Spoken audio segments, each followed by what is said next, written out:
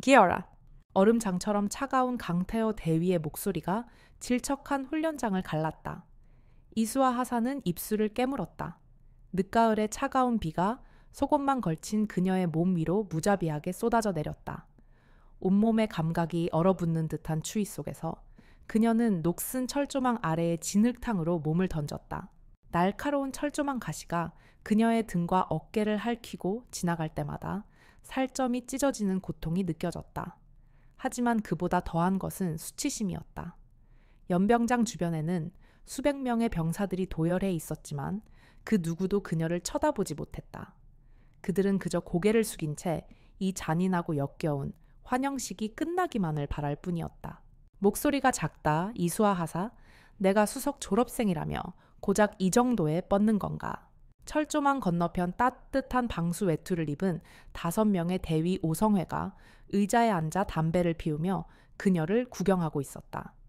그들의 얼굴에는 인간적인 감정 대신 오직 가학적인 쾌감과 비열한 웃음만이 가득했다. 이것이 불과 몇 시간 전 그녀에게 약속했던 특별 환영식의 실체였다. 철조망 통과가 끝나자 숨 돌릴 틈도 없이 다음 명령이 떨어졌다. 장괴물 코스로. 수아는 덜덜 떨리는 몸을 이끌고 진흙투성이 장애물 코스 앞에 섰다. 밧줄 하나에 의지해 높은 벽을 넘고 썩은 물이 가득한 웅덩이를 통과해야 했다. 속옷 차림의 몸은 이미 추위와 상처로 만신창이가 되어 있었다. 밧줄을 잡을 때마다 찢어진 손바닥에서 피가 배어 나왔고 벽을 넘을 때마다 온몸에 새로운 멍이 새겨졌다. 그녀가 이를 악물고 마지막 장애물을 넘었을 때 박시준 대위가 다가와 그녀의 턱을 거칠게 잡아 들어 올렸다. 독한 년. 아직도 눈에 힘이 남아도네. 조화 체력이 아주 넘쳐나는 모양이야. 저기 보이는 암벽 지금부터 등반 시작한다.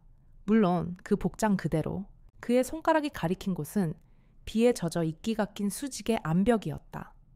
안전장비 하나 없이 맨몸으로 저곳을 오르라는 것은 사실상 살인행위나 다름없었다. 수아는 대답 대신 묵묵히 암벽으로 걸어갔다. 그녀는 포기라는 선택지를 스스로에게 허락하지 않았다. 차가운 바위에 손을 얹는 순간 온몸에 소름이 돋았다. 그녀는 작은 홈과 튀어나온 돌멩이를 찾아 한 뼘 한 뼘 위태롭게 올라가기 시작했다. 아래에서는 오성회의 조롱 섞인 목소리가 계속해서 들려왔다. 조심해라. 거기서 떨어지면 머리가 깨져 죽을지도 모르니까. 어이, 이왕 죽을 거면 멋있게 떨어져 보라고. 하하하. 수아는 그들의 목소리를 머릿속에서 지웠다. 그녀의 우주에는 오직 자신과 이 차가운 바위만이 존재했다. 하지만 비에 젖은 바위는 생각보다 훨씬 미끄러웠다. 암벽의 중간쯤 올랐을 때였다. 발을 딛고 있던 작은 돌멩이가 빗물과 함께 부서져 내렸다.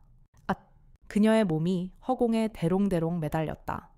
오직 위태롭게 바위 틈을 붙잡은 두 손만이 그녀의 목숨을 지탱하고 있었다. 팔의 근육이 비명을 질렀고 손가락의 감각이 점점 사라지고 있었다. 그 모습을 본 강타오 대위는 천천히 자리에서 일어났다. 그는 확성기를 들고 차갑게 웃으며 외쳤다. 여의 신참, 이제 힘이 다 빠졌나 보군. 거긴 어때 경치가 좋으냐 이제 그만 포기하고 뛰어내리는 게 어때? 어차피 결과는 똑같을 텐데. 그의 목소리가 악마의 속삭임처럼 빗소리를 뚫고 그녀의 귓가에 파고들었다. 수아는 고개를 들어 그를 노려보았다. 그리고 그 순간 그녀의 손가락을 지탱하던 마지막 힘이 빠져나가기 시작했다. 미끄러운 바위 위로 그녀의 손톱이 긁히는 소리가 섬뜩하게 울려 퍼졌다. 손끝의 감각이 사라졌다. 죽음의 예감이 등골을 타고 오르는 순간 수아의 머릿속에 한 얼굴이 스쳐 지나갔다. 늘 엄격했지만 그 누구보다 자신을 믿어주었던 아버지의 얼굴. 여기서 이렇게 죽을 수는 없었다. 이것은 그들이 원하는 결말이었다. 그녀는 마지막 남은 정신력을 쥐어짰다. 비명을 지르는 대신 그녀는 반동을 이용해 허공에 매달린 몸을 크게 흔들었다. 단 한 번의 기회. 그녀의 발끝이 필사적으로 허공을 더듬었고 마침내 빗물에 젖은 작은 바위 돌기에 닿았다. 발끝에 온 체중이 실리자 뼈가 부서지는 듯한 고통이 밀려왔다. 하지만 그녀는 멈추지 않았다. 그 작은 지지대를 발판 삼아 그녀는 남은 팔의 힘을 모두 끌어모아 몸을 끌어올렸다. 그녀의 손이 마침내 새로운 홈을 찾아 단단히 움켜쥐었다. 살았다. 아래에서 지켜보던 오성회의 얼굴에서 웃음기가 사라졌다. 특히 강타오 대위의 표정은 굳어 있었다. 그는 저 독한 년이 떨어져 비명을 지르는 모습을 기대했지. 저렇게 짐승처럼 살아남는 것을 원한 게 아니었다. 수아는 더 이상 아래를 보지 않았다. 그녀는 오직 위만 보고 한 뼘 한 뼘 기어 올랐다. 손톱이 부서지고 살점이 뜯겨나가도 상관없었다. 마침내 그녀의 손이 암벽의 정상에 닿았을 때 그녀는 거의 탈진 상태였다. 내려오는 길은 올라가는 길보다 더 위태로웠지만 그녀는 거의 굴러떨어지다시피 연병장 바닥에 도착했다. 온몸은 상처투성이었고 속옷은 진흙과 피로 얼룩져 있었다. 그녀는 숨을 헐떡이며 강태호 앞에 섰다. 이제 끝났을까? 제발 끝나기를. 하지만 강태호의 눈에는 만족감 대신 더욱 차가운 분노가 서려 있었다. 그는 수아에 꺾이지 않는 눈빛이 마음에 들지 않았다. 그는 턱짓으로 연병장 트랙을 가리켰다. 아직 체력이 남았나 보군. 좋다. 지금부터 저 연병장을 20바퀴 돈다. 실시. 20바퀴. 이 비를 맞으며 이 몸으로 속옷 차림으로. 그것은 인간의 한계를 시험하는 명령이었다. 주변에서 지켜보던 병사들의 얼굴에 경악과 동정심이 스쳐 지나갔다. 하지만 그뿐이었다. 아무도 감히 나서지 못했다. 수아는 대답하지 않았다. 그녀는 그저 몸을 돌려 트랙 위를 달리기 시작했다. 첫 한두 바퀴는 뛸만 했다. 하지만 곧 다리가 풀리고 호흡이 가빠왔다. 폐가 터질 것 같았고 젖은 땅을 밟는 발바닥의 감각이 무뎌졌다. 그녀의 의식이 점점 희미해져 갔다. 왜 나는 여기서 이러고 있는가? 그저 평범하게 살 수는 없었는가? 하지만 그 순간 입대 전 아버지와의 약속이 떠올랐다. 스스로의 힘으로 군복의 가치를 증명하고 싶다고 말했을 때 아버지는 걱정스러운 눈으로 그녀를 안아주었더랬다. 아버지, 저는 아직 괜찮습니다. 아직 싸울 수 있습니다. 그녀는 마음속으로 되뇌었다. 이것은 단순한 훈련이 아니었다. 이것은 전쟁이었다. 자신의 존엄성을 지키기 위한 보이지 않는 적과의 처절한 싸움. 그녀가 10바퀴를 넘겼을 때 해가 저물고 연병장에는 어둠이 내리기 시작했다. 다른 병사들은 모두 저녁 식사를 위해 해산했다. 이제 연병장에는 그녀와 지프차에 앉아 헤드라이트를 비추며 그녀를 감시하는 오성회만이 남아있었다. 칠흑 같은 어둠 속 빗줄기를 가르는 하얀 불빛 속에서 그녀는 유령처럼 홀로 달리고 또 달렸다. 끝이 보이지 않는 지옥의 트랙 위에서 15바퀴, 16바퀴, 숫자는 의미를 잃은 지 오래였다. 수아의 의식은 이제 가느다란 실처럼 위태롭게 흔들렸다. 칠흑 같은 어둠과 거센 빗줄기, 그리고 뼛속까지 스며드는 한기. 그 모든 것이 뒤섞여 그녀를 깊은 심연으로 끌어당기고 있었다. 아버지? 정신이 혼미해지는 순간 거짓말처럼 빗소리가 멎고 지옥 같던 훈련장의 풍경이 사라졌다. 그녀의 눈앞에 나타난 것은 따스한 햇살이 내리쬐는 고요한 정원이었다. 몇 달 전 입대를 앞두고 아버지와 마지막으로 저녁 식사를 했던 국방부 장관, 공관의 정원. 그날 군복을 벗은 아버지 이진우 장관은 대한민국 국방의 수장이 아니라 그저 딸의 미래를 걱정하는 평범한 아버지의 얼굴을 하고 있었다. 그는 따뜻한 차를 건네며 나지막이 물었다. 수아야, 정말 괜찮겠느냐?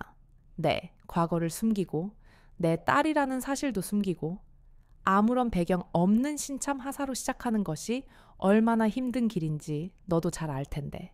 그의 목소리에는 딸에 대한 자랑스러움과 동시에 험난한 길을 선택한 것에 대한 안타까움이 짙게 배어 있었다. 수아는 부드럽지만 단호한 미소를 지으며 고개를 저었다. 아버지, 저는 도망치고 싶지 않아요. 과거로부터도 아버지의 그늘로부터도 제 능력과 노력만으로 이 군복을 입을 자격이 있다는 것을 스스로에게 증명하고 싶어요. 딸의 확고한 의지에 이진우 장관은 더 이상 아무 말도 할 수 없었다. 그는 잠시 망설이다가 품속에서 작은 상자 하나를 꺼냈다. 그 안에는 최첨단 의료 기술로 제작된 아주 작은 크기의 생체 신호장치가 들어있었다. 내 이기심이라는 걸 안다. 하지만 이 아비의 마지막 부탁이다. 그는 딸의 입을 가리키며 말했다. 이것을 네 어금니 안쪽에 이식했으면 한다. 세상 그 어떤 탐지기로도 찾아낼 수 없고 평소에는 아무런 기능도 하지 않는 돌멩이와 같다. 하지만 만약 네가 가진 모든 힘과 의지로도 어쩔 수 없는 마지막 순간이 온다면 그의 눈빛이 한없이 진지해졌다. 어금니를 3초 이상 아주 강하게 깨물어라. 그러면 단 하나의 암호 신호가 군의 모든 통신망을 우회해서 내 집무실에 있는 단말기로만 발신될 게다. 내 딸이 죽음의 문턱에 있다는 이 아비만이 알아들을 수 있는 비명이지. 그는 딸의 두 어깨를 부드럽게 감쌌다. 그의 목소리가 미세하게 떨리고 있었다. 약속해다오, 수아야. 너의 자존심이, 너의 능력이 아직 싸워볼 힘이 남아있다면 결코 사용해서는 안 된다. 하지만 정말 마지막 순간이 온다면 망설이지 말고 이 신호를 보내라. 네가 세상 어느 곳에 있든 그곳이 지옥의 한복판이라 할지라도 이 아버지가 반드시 너를 찾아갈 것이다. 악! 현실의 고통이 달콤한 추억을 깨부수었다. 어느새 마지막 20바퀴를 채운 수아가 진흙탕 위에 그대로 고꾸라진 것이다. 지프차에서 내린 강태호가 군화발로 그녀의 옆구리를 툭 찼다. 꼴 좋군. 이게 바로 내년의 본 모습이야. 그는 바닥에 쓰러져 의식조차 없는 수아를 경멸적으로 내려다보았다. 오성회는 만족스러운 웃음을 터뜨리며 지프차를 타고 어둠 속으로 사라졌다. 차가운 빗줄기만이 의식을 잃은 그녀의 몸 위로 계속해서 쏟아져 내렸다. 하지만 그들 중 누구도 알지 못했다. 지옥의 한복판에 버려진 그 가녀린 여군에게 지옥의 문을 통째로 부셔버릴 마지막 카드가 아직 남아있다는 사실을. 새벽녘 뼛속까지 파고드는 한기에 수아는 간신히 눈을 떴다. 연병장의 진흙탕이 아니었다. 누군가 그녀를 생활관 구석 차가운 바닥으로 옮겨놓은 듯했다. 온몸의 근육이 비명을 질렀고 어젯밤 철조망에 긁힌 상처에서는 열이 펄펄 끓었다. 보통 사람이라면 그대로 일주일은 알아 누워야 할 상태였다. 하지만 수아는 비틀거리며 몸을 일으켰다. 거울에 비친 자신의 모습은 처참했다. 퉁퉁 부은 얼굴 피멍으로 얼룩진 팔다리. 그러나 그 모든 상처 속에서도 그녀의 눈빛만은 죽지 않았다. 오히려 어젯밤보다 더욱 차갑고 날카롭게 빛나고 있었다. 그녀는 군복을 챙겨 입었다. 상처 위로 거친 군복의 감촉이 닿을 때마다 지독한 통증이 밀려왔지만 그녀는 신음소리 한 번 내지 않았다. 잠시 후 아침 점호를 알리는 기상나팔이 울려 퍼졌다. 수아가 절뚝거리며 연병장에 나타났을 때 모든 병사들의 시선이 그녀에게로 쏠렸다. 그들의 눈에는 경악과 믿을 수 없다는 표정이 뒤섞여 있었다.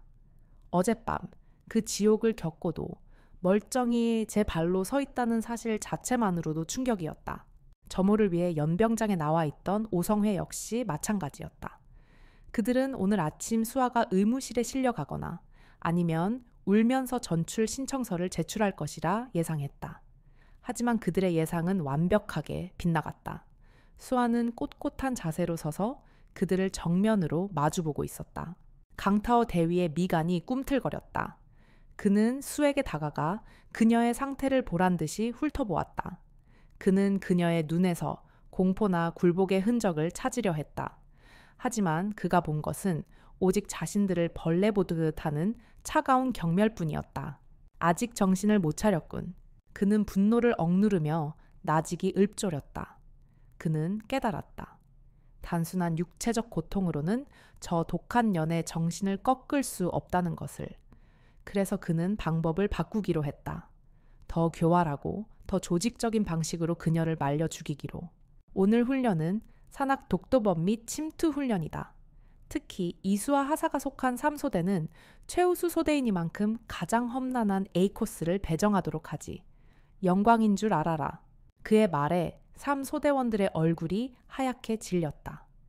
A코스는 훈련 중 사고가 잦아 과부제족이라 불리는 죽음의 코스였다. 설상가상으로 그가 3소대에 지급한 것은 낡아빠진 구형 지도와 바늘이 제멋대로 노는 고장난 나침반뿐이었다.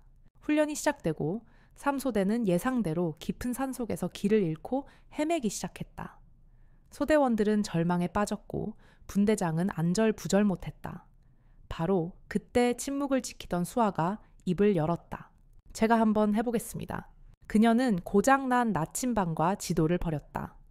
대신 나뭇가지에 맺힌 이슬의 방향, 태양의 위치, 그리고 바람에 실려오는 미세한 냄새로 현재 위치와 목표 지점의 방향을 파악하기 시작했다. 군사훈련이 아니라 마치 자연과 하나가 된 짐승의 감각과도 같았다. 북동쪽으로 30분만 이동하면 계곡이 나올 겁니다. 그 계곡을 따라 내려가면 목표 지점입니다. 그녀의 목소리에는 조금의 망설임도 없었다. 반신반의하던 소대원들은 그녀의 확신의 참모습에 이끌려 그녀를 따르기 시작했다. 그리고 놀랍게도 정확히 30분 후 그들의 눈앞에는 깊은 계곡이 나타났다. 그날 오후 훈련 종료 보고 시간. 모든 소대가 지쳐 쓰러져 있을 때 3소대는 가장 먼저 단 한 명의 낙오자도 없이 목표 지점에 도착했다. 그 누구도 예상치 못한 결과였다.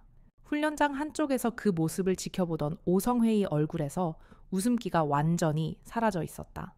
그들의 눈빛은 이제 단순한 조롱이나 호기심이 아니었다.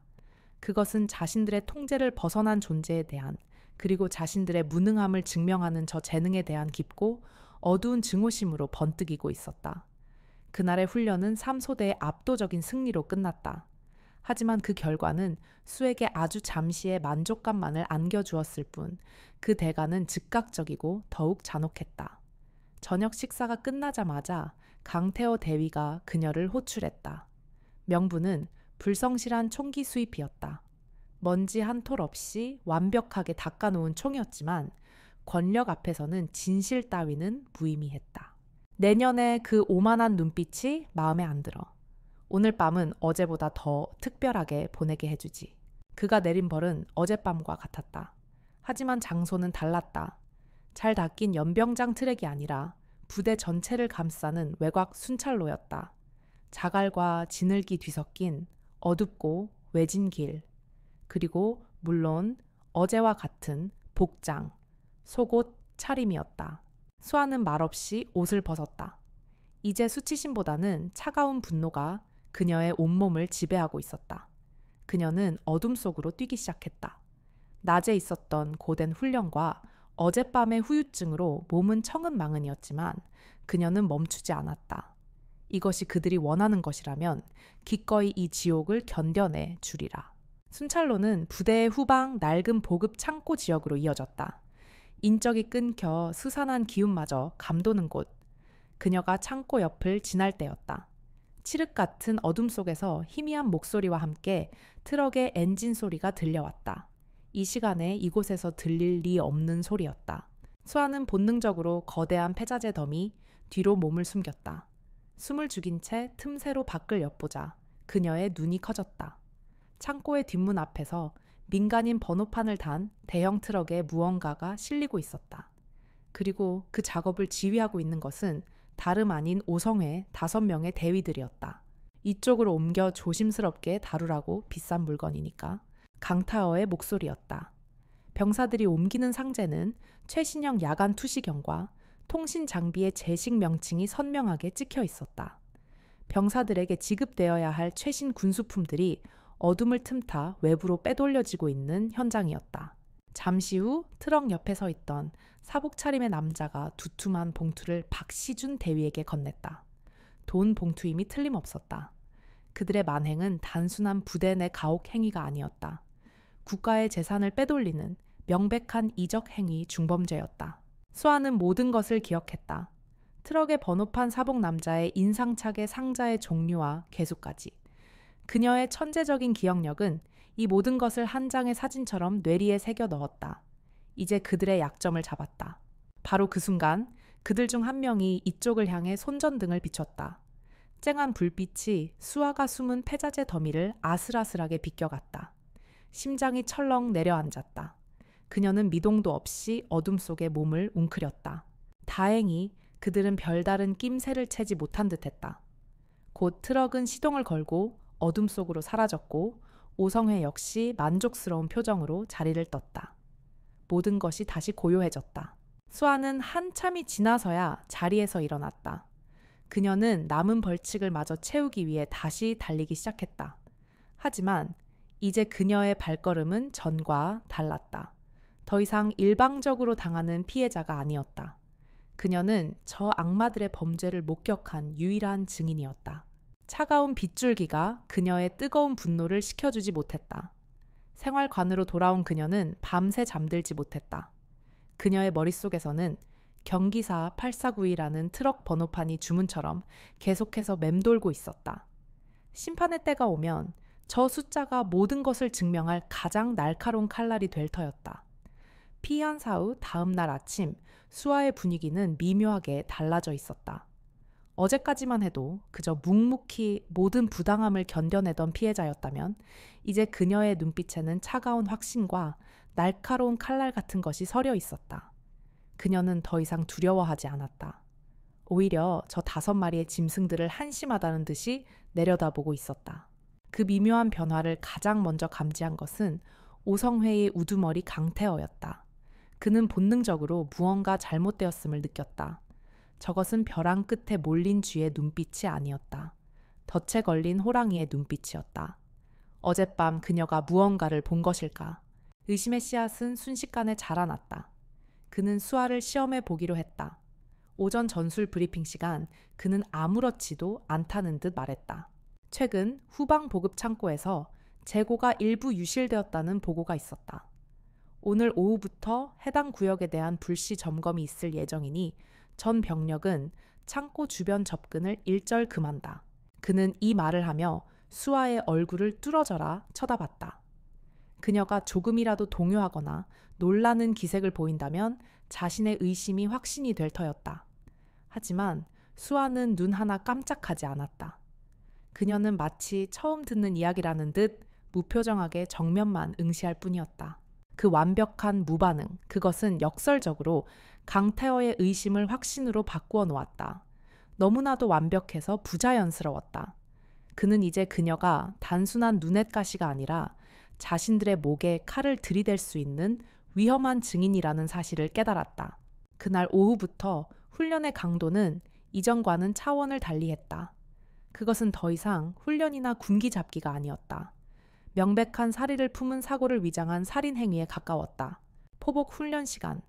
어김없이 속옷 차림으로 철조망을 기는 그녀의 머리 위로 박시준 대위가 실탄이 장전된 K2 소총을 난사하기 시작했다. 탕탕탕 총알이 그녀의 헬멧을 스치고 지나가며 섬뜩한 소리를 냈다. 실전성을 높이기 위한 훈련이다. 불만 있나? 그는 낄낄거리며 반가쇠를 당겼다. 다른 병사들은 공포에 질려 감히 고개도 들지 못했다. 수아는 흙먼지를 뒤집어 쓴 채 묵묵히 철조망을 통과했다. 잠시 후 이어진 암벽 등반 훈련에서는 더욱 노골적인 사리가 드러났다. 수아가 암벽을 오르기 시작하자 바로 옆 루트에서 다른 대위가 뒤따라 오르며 의도적으로 돌멩이와 흙먼지를 그녀의 아래로 쏟아부었다. 어이쿠 손이 미끄러졌네. 미안하게 됐수다. 이하사. 비열한 웃음소리가 훈련장에 울려 퍼졌다. 수아는 몇 번이나 아슬아슬하게 추락의 위기를 넘겨야 했다. 그들의 악랄함은 여기서 그치지 않았다. 그들은 수아를 직접적으로 괴롭히는 것을 넘어 그녀를 소대 전체에서 고립시키기 시작했다. 수아가 훈련에서 좋은 성과를 내면 팀워크를 해친다는 명목으로 3소대 전체에 얼차려가 가해졌다. 넷년 하나 때문에 모두가 고생하는 거 안 보여. 그냥 조용히 짜져 있으라고. 분대장은 결국 분노를 터뜨렸다. 동료들의 원망과 경멸이 담긴 시선이 비수처럼 그녀의 가슴에 박혔다. 이제 그녀는 완벽하게 혼자가 되었다. 훈련이 끝난 후 강태호는 흑투성이가 된 채 홀로 서 있는 수에게 다가와 악마처럼 속삭였다. 비밀은 말이야 아주 무거운 거란다. 사람을 바닥으로 질질 끌어내리지. 특히 높은 곳에서는 더 위험하고 말고 떨어지지 않게 조심하라고. 그것은 명백한 경고이자 살해 예고였다. 그들의 올가미가 마침내 그녀의 목을 단단히 조여오고 있었다. 며칠간의 살벌한 괴롭힘과 암묵적인 살해 위협 끝에 마침내 올 것이 왔다. 그 주말 오성회는 소수 정계의 특별 생존 훈련을 실시하겠다고 공표했다. 선발된 인원은 단 한 명 만장일치로 이수와 하사가 지목되었다. 훈련 장소는 부대에서 1시간 이상 떨어진 악명 높은 죽음의 계곡이었다. 그곳은 험준한 지형과 예측 불가능한 날씨 때문에 1년에 한두 번은 꼭 실종 사고가 발생하는 곳이었다. 사고를 위장해 사람 하나를 지워버리기에 완벽한 장소. 수아는 이것이 마지막 관문임을 직감했다. 지프체는 오직 그녀와 오성회 5명만이 타고 있었다. 그들이 부대를 벗어나 깊은 산속으로 들어갈수록 공기는 점점 더 무겁게 가라앉았다. 1시간 후 지프차는 비바람이 몰아치는 황량한 계곡 한복판에 멈춰 섰다. 자, 여기가 오늘의 훈련장이다. 강타여가 차갑게 웃으며 말했다. 그는 수아를 끌어내리며 훈련 목표를 하달했다. 목표는 간단해. 여기서 하룻밤을 살아남는 거다. 진정한 엘리트 군인이라면 그 어떤 장비도 필요 없겠지. 내 몸뚱이와 정신력만으로 증명해봐라. 지금부터 옷 벗어. 위선적인 가면 뒤에 숨겨져 있던 날것의 아기가 마침내 모습을 드러냈다. 이것은 훈련이 아니었다. 사냥이었다. 수아는 저항하지 않고 군복을 벗었다. 그녀가 속옷 차림으로 비바람 앞에 무방비하게 노출되는 순간 5마리의 하이에나가 그녀를 둘러쌌다. 내 그 잘난 머리로 이 상황을 한번 분석해 보시지.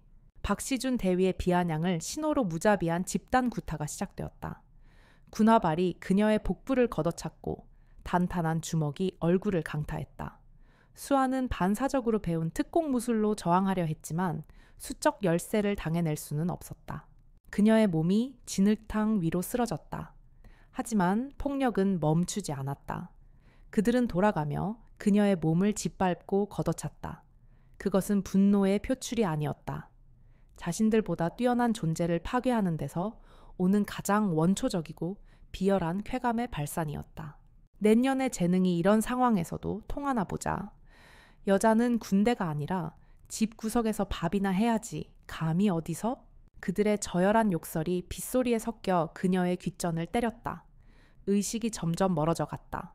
온몸의 뼈가 으스러지는 것 같았고 피맛이 입안에 가득했다. 이대로 모든 것이 끝나는 것일까? 얼마나 지났을까? 그들의 발길질이 뜸해졌다. 수아는 이제 미동도 없이 진흙탕 속에 고깃덩어리처럼 처박혀 있었다. 강태호는 그녀가 거의 죽음의 문턱에 이르렀다고 판단했다.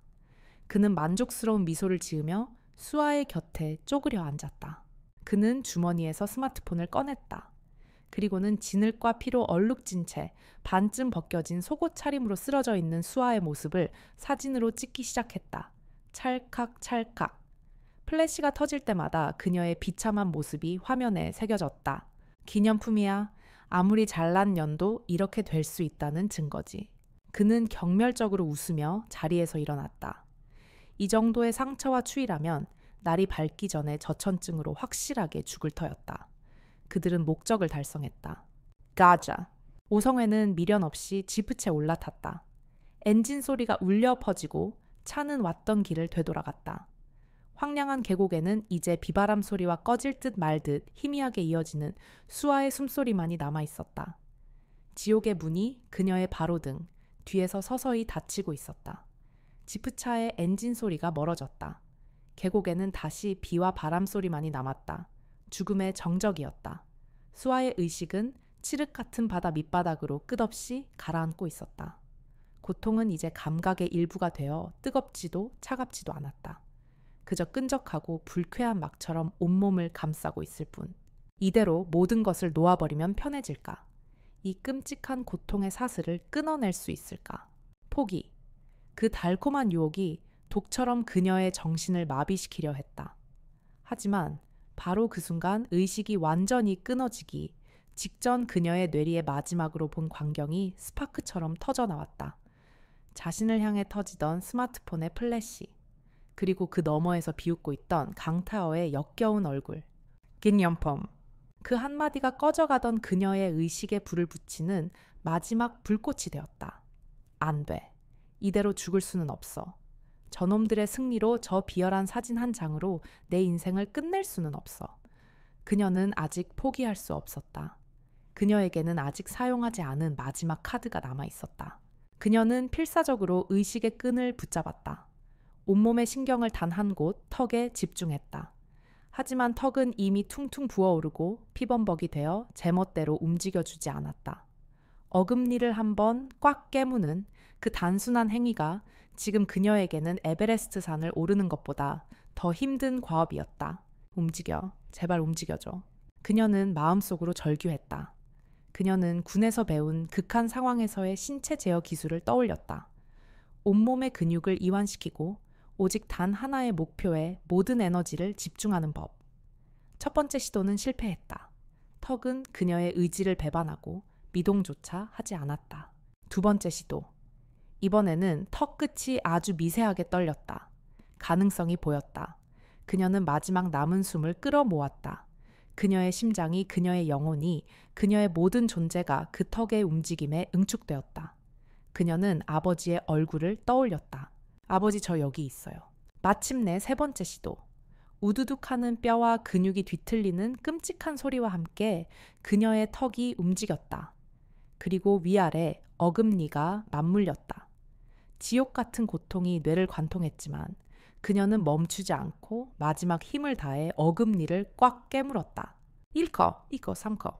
영원과도 같은 3초가 흘렀다. 그 순간 어금니 안쪽에 이식된 극소형 생체 장치가 마침내 작동하기 시작했다. 비상 전력이 공급되고 암호화 모듈이 활성화되었다. 그리고 1초도 안 되는 짧은 시간 안에 군용 GPS 위성을 통해 암호화된 좌표 정보와 함께 저장되어 있던 데이터 패킷을 담은 긴급 신호가 발신되었다. 신호에는 경기사 8492라는 트럭 번호판과 오성회의 명단, 그리고 그들의 범죄 행위에 대한 상세한 정보가 담겨 있었다. 그것은 단순한 구조 신호가 아니었다. 지옥의 한복판에서 자신의 목숨을 담보로 날리는 복수의 신호탄이었다. 신호가 발신된 것을 확인한 순간 수아의 의식을 붙들고 있던 마지막 끈이 끊어졌다. 그녀의 몸에서 모든 힘이 빠져나가고 고개는 무기력하게 옆으로 꺾였다. 그녀는 모든 것을 쏟아부었다. 이제 그녀가 할 수 있는 일은 아무것도 없었다. 그녀는 어둠 속으로 가라앉으며 마지막으로 희미하게 생각했다. 이제 아버지가 오실 거야. 그녀는 지옥의 문턱에서 가장 강력한 구원자를 소환했다. 이제 남은 것은 분노로 깨어난 사자의 발톱이 이 지옥의 풍경을 갈기갈기 찢어버리는 것뿐이었다. 대한민국 국방부, 지하 벙커 B1 지휘 통제실. 거대한 스크린에는 한반도 주변의 군사 동향이 쉴 새 없이 떠올랐다 사라졌다. 대통령 주재의 긴급 국가안전보장회의 NSC가 진행 중이었다. 무겁게 가라앉은 침묵 속에서 합참의장의 브리핑만이 낮게 울려 퍼지고 있었다. 이진우 국방부 장관은 평소처럼 무표정한 얼굴로 스크린을 응시하고 있었다. 그의 머릿속은 복잡한 군사 전략과 외교적 해법들로 가득 차 있었다. 국가의 안위가 그의 어깨에 달려 있었다. 바로 그 순간이었다. 비비. 회의 테이블 가장 상석 그의 서류 옆에 놓여있던 손바닥만 한 크기의 검은색 특수 단말기에서 모든 소음을 뚫고 뇌리에 직접 파고드는 듯한 날카로운 비상음이 단 한 번 울렸다. 화면 중앙에는 붉은색의 오메가5 문양이 섬광처럼 깜빡이고 있었다. 세상에 단 하나뿐인 그의 딸 수아만이 보낼 수 있는 마지막 비명. 회의실의 모든 움직임이 멈췄다. 대통령과 장군들이 모두 약속이라도 한 듯 입을 다물고 이진우 장관을 쳐다보았다. 그 단말기의 존재를 아는 사람은 아무도 없었다. 하지만 그들이 아는 것은 단 하나. 평생 단 한 번도 감정의 동요를 보인 적 없던 강철 같은 남자의 얼굴이 지금껏 본 적 없는 모습으로 변했다는 사실이었다. 이진우 장관의 얼굴에서 모든 핏기가 사라졌다. 그의 눈동자는 단순한 놀람을 넘어 지각 변동과도 같은 충격과 뒤이어 모든 것을 불태워버릴 듯한 분노로 이글거리기 시작했다. 단말기 화면에는 암호화된 데이터 패킷이 수신되었다는 표시가 떠 있었다. 딸의 마지막 숨결과 함께 보내온 진실의 조각들. 그는 자리에서 벌떡 일어났다. 그가 앉아있던 육중한 의자가 뒤로 밀려나며 끼익 하는 괴음을 냈다. 그는 브리핑 중이던 합참의장의 말을 자르고 대통령을 향해 고개를 돌렸다. 그의 목소리는 낮았지만 그 안에 담긴 무게는 회의실의 공기를 얼어붙게 만들었다. 각하 국가안보에 준하는 최상위 비상사태가 발생했습니다. 회의를 즉시 중단해야겠습니다. 그는 대통령의 허락을 기다리지 않았다.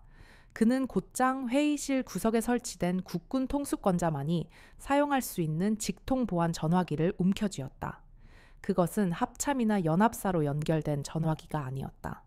오직 군 내부의 모든 불법과 부패를 감시하고 척결하는 가장 날카로운 칼, 군사안보지원사령부 사령관에게만 연결되는 비상회선이었다. 나라. 그의 목소리는 평소의 냉철한 지휘관의 것이 아니었다. 그것은 상처 입은 늙은 사자의 피냄새가 진동하는 포효였다. 지금 즉시 사자 사냥 프로토콜을 발동한다. 수화기 너머에서 안보지원사령관이 숨을 삼키는 소리가 들렸다. 사자 사냥. 군 창설 이래 단 한 번도 발동된 적이 없는 오직 장관의 직계 가족에게 전쟁에 준하는 위협이 발생했을 때만 하달되는 모든 교전 규칙을 무시하는 최상위 등급의 출격 명령이었다. 목표 천룡부대. 지금 즉시 부대 전체를 완벽하게 봉쇄하고 모든 통신을 감지하라. 707 특임단 최전계 팀을 지금 당장 헬기에 태워 목표 좌표는 자네의 단말기로 전송한다. 그의 명령은 총알처럼 빠르고 단호했다. 그는 마지막 문장을 내뱉었다. 그것은 대한민국 국방부 장관의 직위를 건한 아버지의 분노가 담긴 선전포고였다. 옥상으로 헬기를 준비시켜. 내가 직접 간다. 전화가 끊겼다. 회의실 안은 완전한 정적에 휩싸였다. 대통령을 포함한 그 누구도 감히 그에게 질문하지 못했다.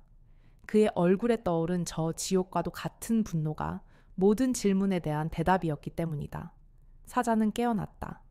그리고 이제 자신의 새끼를 물어뜯은 하이에나들을 사냥하기 위해 친히 지옥의 문을 열고 강림할 참이었다. 같은 시각 천룡부대 오성회의 전용 휴게실. 축축한 군복을 벗어 던진 5명의 대위들은 위스키 잔을 부딪히며 승리를 자축하고 있었다. 강태어의 스마트폰 화면에는 진흙탕 속에 쓰러진 이수아의 비참한 모습이 떠 있었다. 그 걸작이야 걸작. 저 오만한 년의 마지막 표정이 아주 볼만했다고.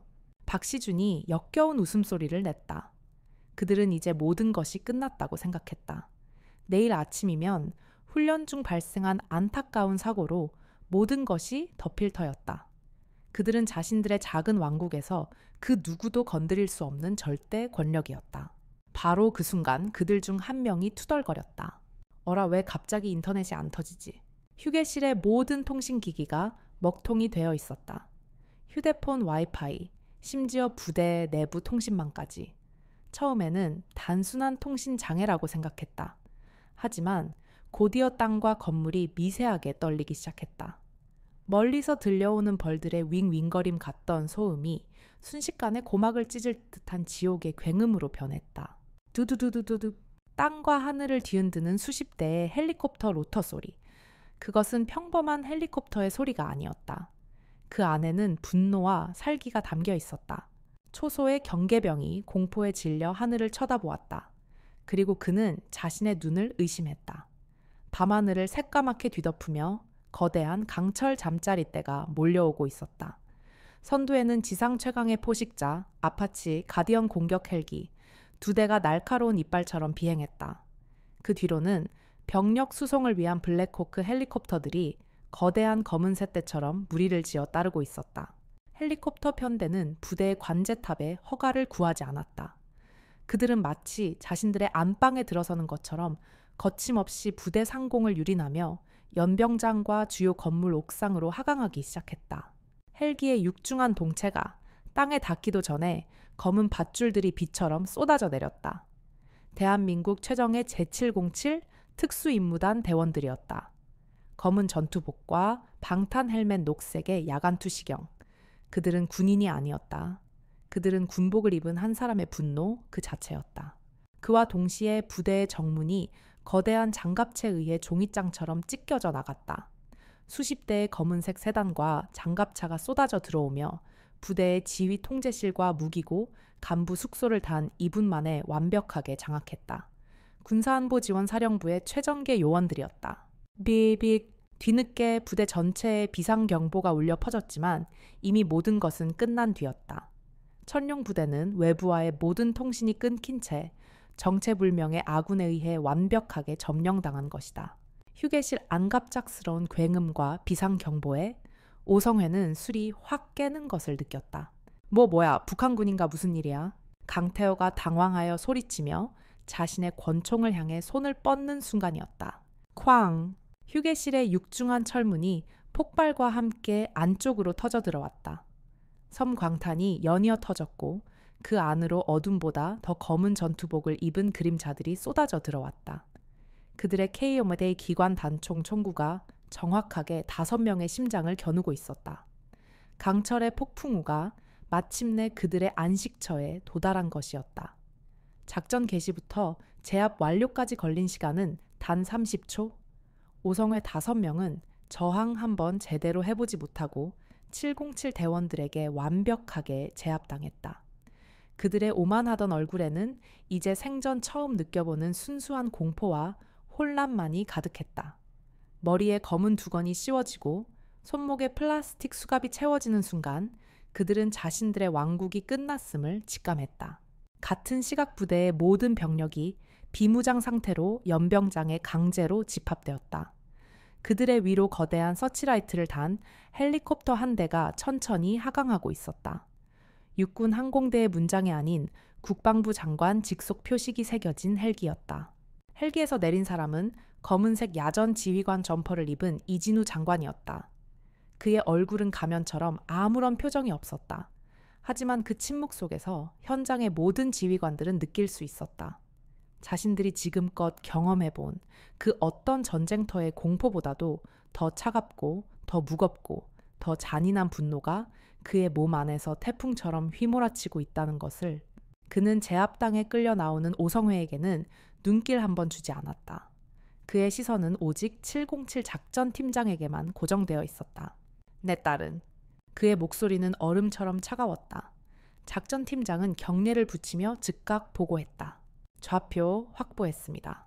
즉시 이동 가능한 기동 헬기와 의무팀 대기 중입니다. 이진우 장관은 한치의 망설임도 없이 대기하고 있던 소형 기동 헬기에 올랐다. 헬기는 굉금을 내며 어둠 속으로 솟아올라 수아가 마지막 신호를 보낸 죽음의 계곡을 향해 전속력으로 날아갔다. 헬기 안은 누구도 입을 열지 않는 무거운 침묵만이 흘렀다. 얼마 후 헬기의 열 감지 장비가 계곡 한가운데서 희미한 생체 신호를 포착했다.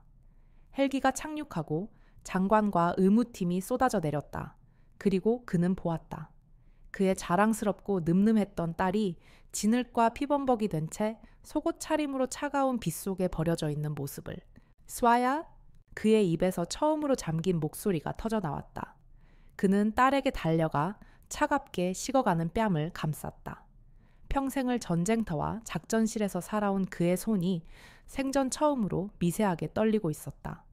그는 딸의 찢겨진 몸과 멍든 얼굴, 그리고 밧줄에 쓸린 듯한 손목의 상처들을 보았다. 장관님 환자 상태 위중합니다. 저천증과 과다출혈로 쇼크 직전입니다. 의무팀장의 다급한 외침이 그의 이성을 되돌려 놓았다. 의무병들이 달려들어 수아의 몸에 담요를 덮고 응급처치를 시작했다. 수아는 조심스럽게 들것에 실려 헬기로 옮겨졌다. 헬기가 다시 이륙하기 직전 이진우 장관은 수아가 쓰러져 있던 자리 진흙탕 속에서 무언가 반짝이는 것을 발견했다. 그녀의 군복에서 떨어져 나온 이수아, 이름 석자가 새겨진 낡은 이름표였다. 그는 그것을 조용히 주워 손안에 움켜쥐었다.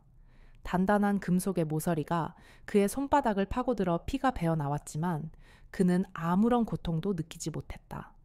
그의 눈은 다시 가면처럼 차갑게 굳어 있었다. 헬기는 밤하늘로 사라졌다. 수아를 살리기 위한 시간과의 싸움이 시작된 것이다. 하지만 이진우 장관은 알고 있었다. 이제부터는 자신의 시간이라는 것을, 자신의 딸을 이 지경으로 만든 짐승들에게 지옥이 무엇인지 알려줄 심판의 시간.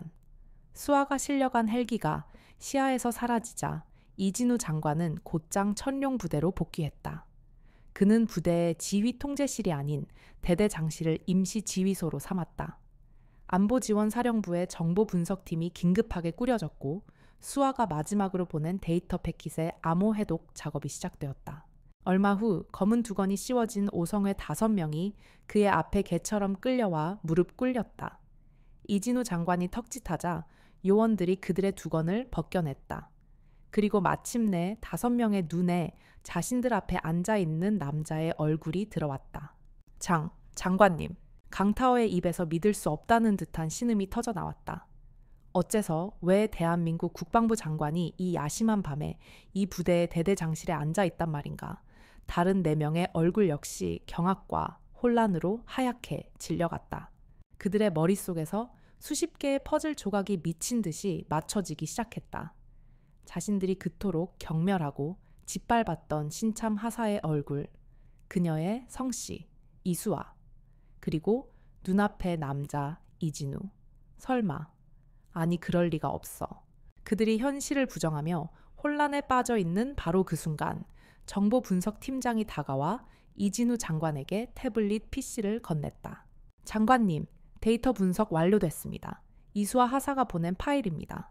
이진우 장관은 애원과 변명으로 가득 찬 오성회의 눈빛을 무시했다. 그는 태블릿 PC를 받아들고 그 내용을 얼음처럼 차가운 목소리로 하나하나 읽어 내려가기 시작했다.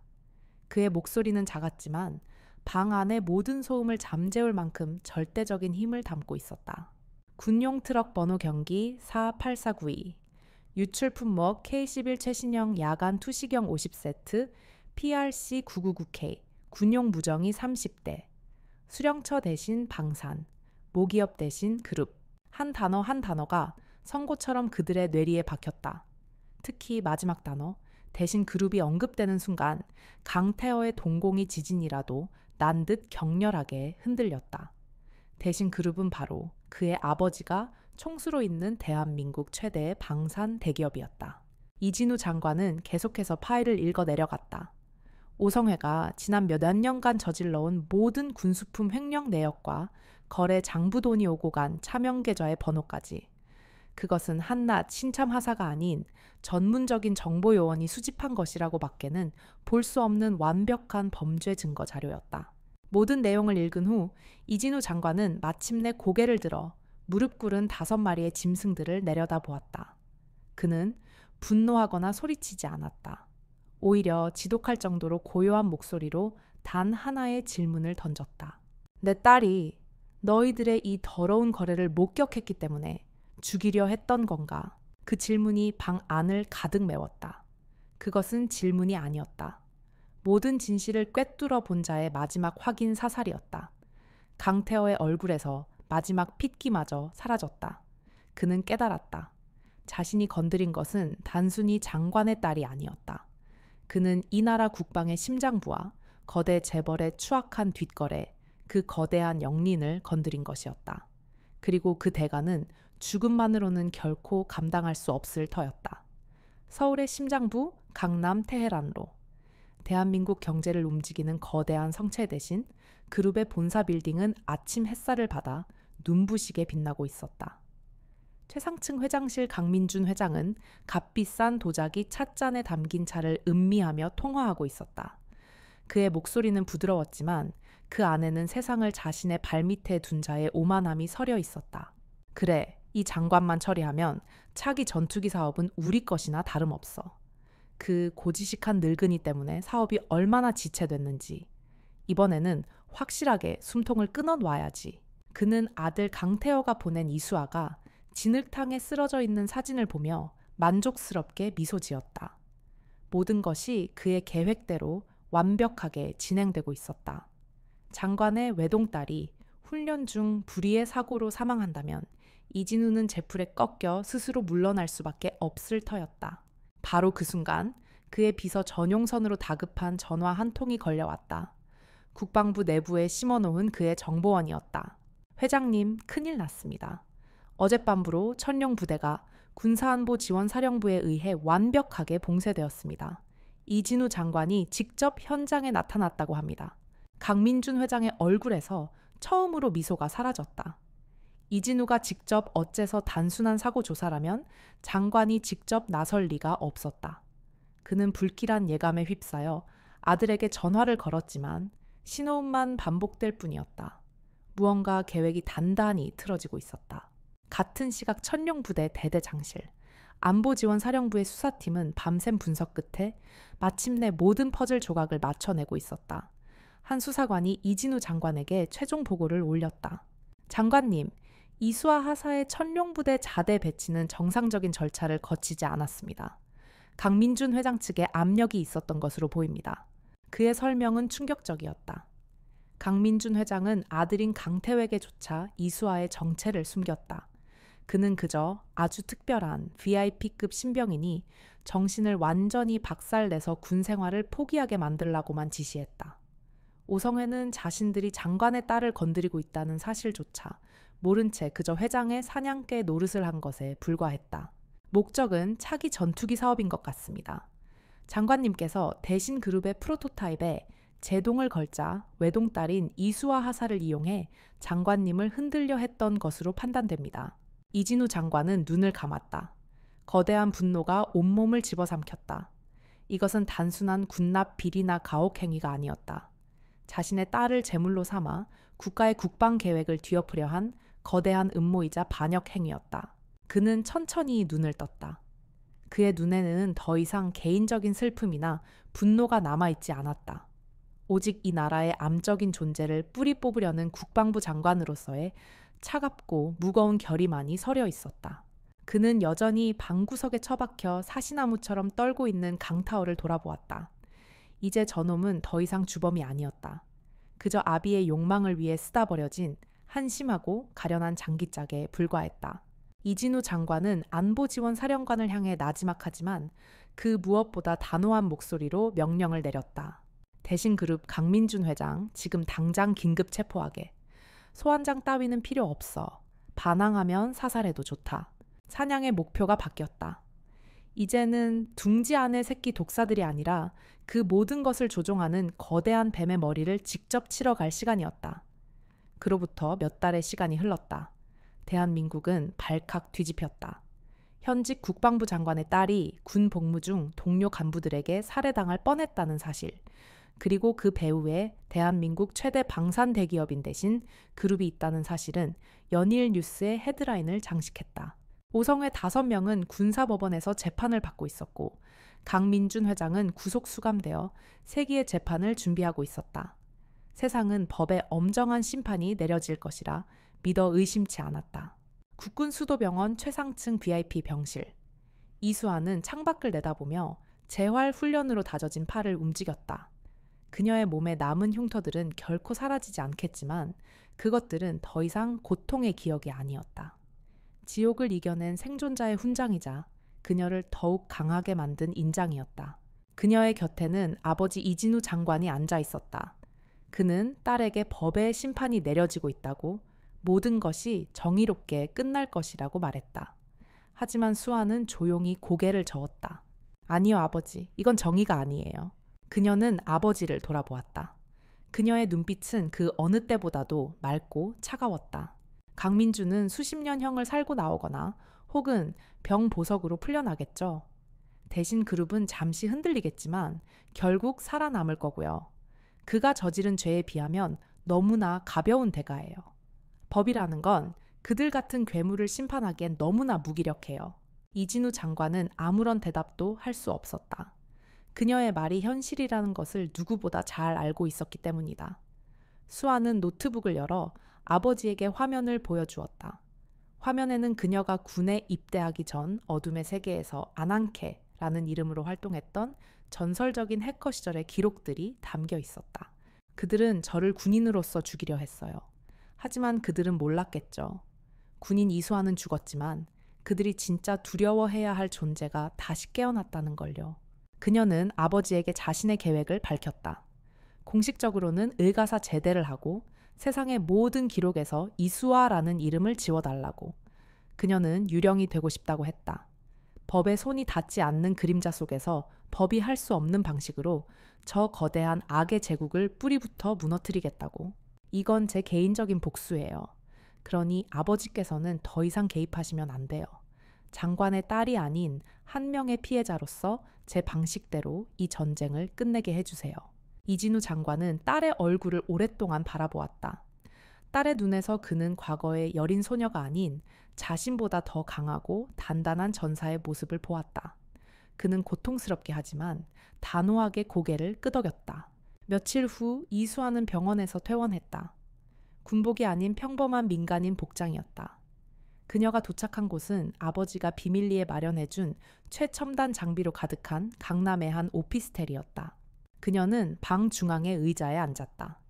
수십 개의 모니터에는 대신 그룹의 모든 금융거래 내역 서버 구조, 그리고 임원들의 개인 정보까지 거대한 제국의 신경망이 복잡하게 펼쳐져 있었다. 수아는 안경을 고쳐 쓰고 키보드 위에 손을 얹었다. 차가운 모니터 불빛이 그녀의 얼굴을 비쳤다. 군인 이수아는 죽었다. 이제 복수의 여신 안한케의 시간이 시작된 것이다. 그녀의 첫 번째 타겟은 바로 강민준 회장이 수십 년간 쌓아 올린 부와 명예 그 자체였다. 강민준 회장은 구치소의 독방에 있었지만 그곳은 감옥이라기보다는 최고급 호텔 스위트룸에 가까웠다.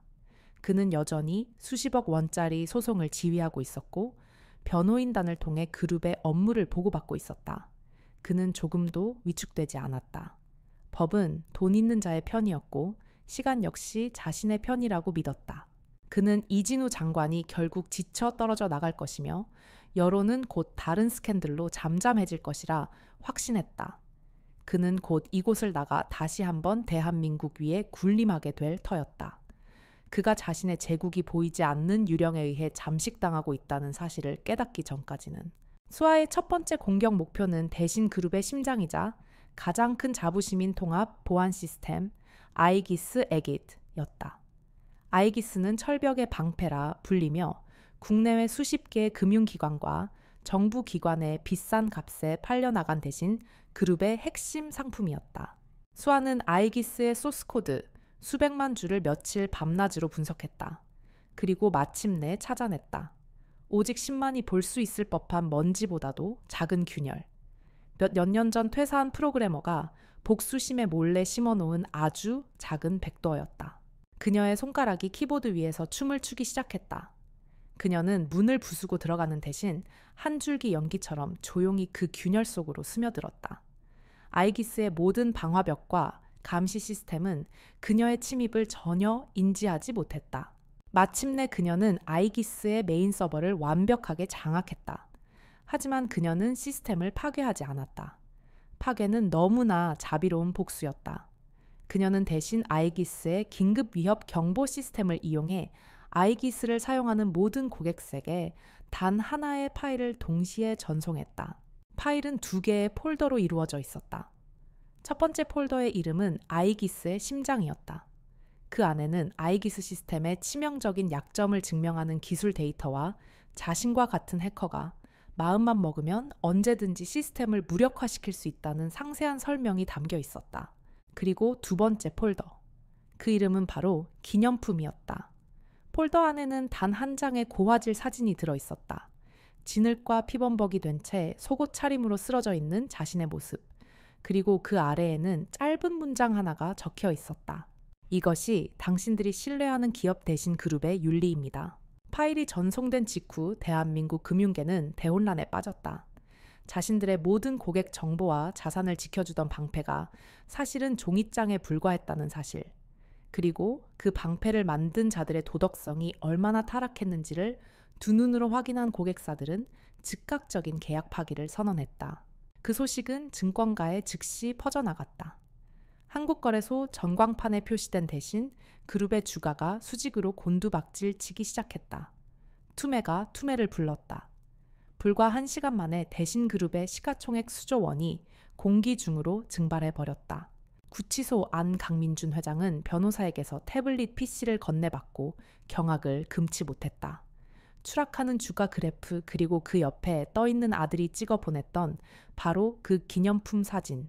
그는 그제야 깨달았다. 자신이 싸우고 있는 상대가 이진우 장관이 아니라는 것을. 그는 이름도 얼굴도 없는 분노한 유령과 전쟁을 벌이고 있었던 것이다. 제국의 단단하던 성벽에 처음으로 깊고 선명한 균열이 생겨나고 있었다. 대신 그룹의 주가 폭락 사태는 시작에 불과했다. 기념품 사진 한 장은 대한민국 사회에 깊이 뿌리 박힌 재벌의 오만함과 부패에 대한 대중의 분노에 기름을 부었다. 강민준 회장은 구치소 안에서 자신이 수십 년간 공들여 쌓아 올린 명예와 신뢰의 성이 단 하루 만에 무너져 내리는 것을 속수무책으로 지켜봐야 했다. 그는 더 이상 법이나 여론을 두려워하지 않았다. 법은 돈으로 막을 수 있었고 여론은 시간으로 잠재울 수 있었다. 하지만 자신을 공격하는 이 정체불명의 해커 아난케는 법과 시간의 밖에 있는 존재였다. 그는 생전 처음으로 통제할 수 없는 미지의 적 앞에서 공포를 느꼈다. 카자나이. 그는 변호인을 통해 바깥 세상에 단 한마디를 전했다. 수단과 방법을 가리지 말고 이 유령 같은 놈을 찾아내서 내 발 앞에 끌고 와. 강민준 회장의 막대한 현상금은 전 세계 어둠의 웹을 들썩이게 만들었다. 그리고 얼마 지나지 않아 한 명의 전설적인 블랙캣 해커가 그 제안을 받아들였다. 코드네임 크로노스. 그는 돈을 위해서라면 국가의 안보 시스템도 서슴없이 파괴하는 실력만큼이나 악명 높은 자였다. 그는 아난케의 흔적을 추적하기 시작했다. 보이지 않는 전쟁의 서막이었다. 하지만 크로노스가 첫 번째 공격의 잔해를 분석하는 동안 아난케는 이미 두 번째 공격을 개시하고 있었다. 그녀의 이번 목표는 군사법원에서 재판을 받고 있는 오성회 5명과 그들의 더러운 돈으로 호의호식해온 가족들이었다. 수아는 그들의 모든 금융계좌를 추적했다. 그리고 예상대로 그들은 수년간 군수품을 빼돌려 횡령한 수십억 원의 검은 돈을 해외 조세피난처의 차명계좌 수십 개에 분산하여 숨겨놓고 있었다. 법의 추적이 미치지 않는 그들만의 비밀 금고였다. 아난케는 그 비밀 금고의 문을 종이장처럼 찢고 들어갔다. 하지만 그녀는 돈을 훔치지 않았다. 그녀는 그들의 모든 비밀 계좌에서 단 한 푼도 남김없이 인출하여 새로 설립한 익명의 재단으로 송금했다. 재단의 이름은 군내 부조리 피해 장병 지원 재단이었다. 그리고 그녀는 그 모든 거래 내역과 자금 흐름도를 한 탐사보도 전문 기자에게 익명으로 제보했다. 효과는 즉각적이고 파괴적이었다.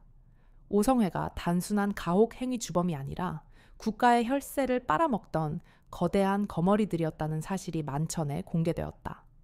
국민들의 분노는 하늘을 찔렀고 군사법원은 더 이상 그 어떤 정상 참작도 해줄 수 없는 압박에 시달리게 되었다. 그것은 가장 우아하고 가장 잔인한 방식의 정의 구현이었다. 한편 두 번째 공격의 데이터 흐름을 추적하던 크로노스는 마침내 무언가를 발견했다. 완벽하게 세탁된 데이터의 흐름 속에서 아주 미세한 노이즈, 평범한 해커라면 절대 눈치챌 수 없는 거의 0에 가까운 디지털 잔향이었다. 그의 입가에 뱀과 같은 차가운 미소가 걸렸다. 가하스다. 그는 그 희미한 흔적을 따라 역추적을 시작했다. 사냥감이 어디에 숨어 있는지 아직 알 수 없었지만 사냥개는 마침내 그 냄새를 맡은 것이다. 아난케의 등 뒤로 크로노스의 차가운 그림자가 서서히 드리워지고 있었다. 크로노스의 추적은 집요했다. 그는 아난케가 남긴 희미한 흔적을 단서 삼아 거미줄처럼 얽힌 전 세계의 네트워크를 헤집고 다녔다. 그의 공격은 예측 불가능했고 변칙적이었다. 아난케는 자신이 쫓기고 있음을 직감했다. 자신과 동급이거나 혹은 그 이상의 실력을 가진 사냥꾼에게. 수아는 조급해졌다. 이대로 가다가는 자신의 위치가 노출되는 것은 시간 문제였다. 그 전에 이 전쟁을 끝내야만 했다. 그녀는 강민준 회장의 숨통을 끊어놓을 마지막 공격을 준비하기 시작했다. 그 공격의 목표는 강 회장의 돈이나 명예가 아니었다. 그의 모든 것이자 그의 분신과도 같은 존재였다. 며칠 후 대신 그룹이 수십조 원을 투자한 대신 스마트시티의 기공식이 열릴 예정이었다. 그것은 단순한 건설 프로젝트가 아니었다. 강민준이라는 남자의 평생의 야망이자 그의 제국을 다음 세대로 이어줄 기념비였다. 수아는 그 기념비의 가장 깊고 어두운 토대를 파고들었다. 그리고 찾아냈다. 스마트시티 부지 매입 과정에서 그가 저지른 온갖 불법 로비와 협박의 증거들. 그리고 가장 결정적으로 그는 공사비를 아끼기 위해 도시의 핵심 기반 시설인 대교와 지하철 터널의 기준 미달의 불량 자재를 사용하도록 지시한 비밀 장부를, 수천 수만 명의 목숨을 담보로 자신의 배를 불린 악마의 기록, 수아는 이 모든 것을 세상에 공개하기로 결심했다. 하지만 그녀가 마지막 데이터 패킷을 정리하던 바로 그 순간 크로노스가 마침내 그녀의 방화벽을 뚫고 들어왔다. 경고등이 미친 듯이 깜빡였다. 외부의 적이 그녀의 시스템 내부로 빠른 속도로 침투하고 있었다. 치열한 디지털 공방전이 시작되었다. 수아는 방어와 동시에 데이터 업로드를 시도했지만 크로노스는 집요하게 그녀의 통신망을 방해했다. 이대로는 둘 다 놓칠 판이었다. 그녀는 선택의 기로에 섰다. 자신의 안전인가 아니면 복수의 완성인가. 그녀는 망설이지 않았다. 그녀는 자신의 모든 방어벽을 스스로 허물었다. 그리고 크로노스의 모든 공격 트래픽을 단 하나의 서버, 바로 자신이 위치한 오피스텔의 메인 서버로 향하도록 유도했다. 자신의 위치를 미끼로 던져단 몇 분의 시간을 벌기 위한 마지막 승부수였다. 뒤에 열렸다. 크로노스가 환호성을 지르며 그녀의 위치를 특정하는 동안 수아는 그 몇 분의 시간을 놓치지 않았다. 그녀는 데이터를 기자에게 보내는 대신 대한민국 방송통신망의 심장부 국가재난방송 시스템을 장악했다. 그리고 기공식 당일 강민준 회장이 수많은 기자들과 정치인들 앞에서 연설을 하던 바로 그 순간이었다. 대한민국 전역의 모든 텔레비전과 라디오, 그리고 서울 시내 모든 전광판의 화면이 일제히 바뀌었다. 화면에는 강민준의 비밀 장부와 기준 미달의 자재가 사용된 스마트시티의 설계도가 낱낱이 공개되었다. 그의 추악한 범죄가 온 국민 앞에서 생중계되고 있었다. 복수는 완성되었다. 그와 동시에 수아는 자신의 오피스텔, 현관문 밖에서 수많은 군화 발소리와 함께 문을 부수려는 거친 외침을 들었다. 그녀는 키보드에서 손을 떼고 조용히 눈을 감았다. 모든 것이 끝났다. 쾅! 오피스텔의 현관문이 거친 소리와 함께 부서져 내렸다. 어둠보다 검은 전투복을 입은 대원들이 쏟아져 들어와 순식간에 수아를 포위했다. 하지만 그들은 총을 겨누지 않았다. 그들을 이끌고 들어온 지휘관은 낯이 익은 얼굴이었다. 그녀의 아버지를 도와 천룡부대를 급습했던 군사안보지원사령부의 작전사령관이었다. 그는 방안을 가득 채운 모니터들을 그리고 그 화면에 떠있는 대신 그룹의 붕괴를 알리는 뉴스 속보들을 한번 훑어보았다. 그리고는 모든 임무를 완수한 부하를 대하듯 수아를 향해 말없이 고개를 숙여 보였다. 암묵적인 경의의 표시였다. 모든 것은 아버지의 계획 안에 있었다. 그는 딸이 스스로 복수를 완성할 것임을 알고 있었다. 그리고 그는 딸이 범죄자로 전락하는 것을 막기 위해 이 모든 것을 비밀 대테러 작전으로 위장하여 마지막 순간 그녀를 보호하기 위해 대기하고 있었던 것이다.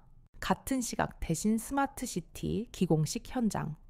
강민준 회장은 자신의 모든 것이 무너져 내리는 광경을 만견자실하게 바라보고 있었다. 바로 그때 그의 등 뒤에 있던 거대한 전광판의 뉴스 속보가 바뀌었다. 군사법원의 최종 판결 소식이었다. 상관 살해 미수 및 이적 행위 혐의 강태호 대위 외 4명 전원 사형 선고, 아들의 사형 선고, 그리고 자신의 제국의 완벽한 몰락. 그 두 가지가 동시에 그의 눈앞에서 펼쳐졌다. 그는 더 이상 서 있을 수 없었다. 억 하는 비명과 함께 그는 그대로 연단 아래로 쓰러졌다. 탐욕으로 가득 찼던 거인의 심장이 마침내 멈춰버린 순간이었다. 그의 죽음은 그가 기획했던 화려한 기공식처럼 온 국민에게 생중계되었다. 얼마 후 수아는 안보지원사령관에게서 마지막 보고를 들었다. 자신을 추적하던 해커 크로노스 역시 그녀가 파놓은 함정에 빠져 위치가 노출되어 체포되었다는 소식이었다. 그녀의 마지막 복수는 또 다른 거대한 악을 제거하는 결과로 이어진 것이다. 한 달 후 동해의 한적한 바닷가. 수아는 이제 모든 지구에서 물러나 평범한 아버지로 돌아온 이진우와 함께 조용한 해변을 걷고 있었다. 네가 보낸 돈으로 만들어진 재단이 수많은 피해 장병들을 돕고 있더구나. 너의 복수가 누군가에게는 희망이 된 게야. 아버지가 나지막이 말했다. 그는 딸의 어두운 복수를 비난하지 않았다. 그는 그저 모든 것을 이겨내고 돌아온 딸을 자랑스럽게 바라볼 뿐이었다. 이제 어떻게 할 거니? 수아는 멀리 수평선을 바라보았다. 공식적으로 이수아는 이 세상에 존재하지 않았다. 그녀는 완벽한 유령이었다. 아직 세상에는 너무나 많은 강민준이 있어요. 법의 그늘 뒤에 숨어서 힘없는 사람들을 짓밟는 괴물들이요. 누군가는 그 어둠 속에서 싸워야 하잖아요. 그녀는 아버지를 향해 돌아보며 희미하게 미소 지었다. 그것은 복수심에 불타던 과거의 미소가 아니었다. 모든 것을 초월한 자의 평온하고 단단한 미소였다. 이제 복수는 끝났어요, 아버지. 이제부터는 저만의 방식으로 저만의 정의를 실현하며 살 거예요. 그녀는 인사를 하고 홀로 해변을 따라 걸어갔다. 석양을 등지고 걸어가는 그녀의 뒷모습은 홀로였지만 더 이상 외로워 보이지 않았다. 지옥의 문턱에서 돌아온 나비는 이제 복수의 화신이 아닌 어둠 속에서 이름 없이 빛을 지키는 수호신으로 다시 태어난 것이다. 그녀의 전쟁은 끝났지만 그녀의 이야기는 이제 막 시작되고 있었다. 댓글로 여러분의 소중한 의견과 감동을 나눠주세요. 좋아요와 구독은 저희 채널에 큰 힘이 됩니다. 더 많은 분들이 이 이야기를 접할 수 있도록 주변에 공유해 주시면 감사하겠습니다. 여러분의 관심과 응원 덕분에 저희는 더 좋은 이야기로 찾아뵐 수 있습니다.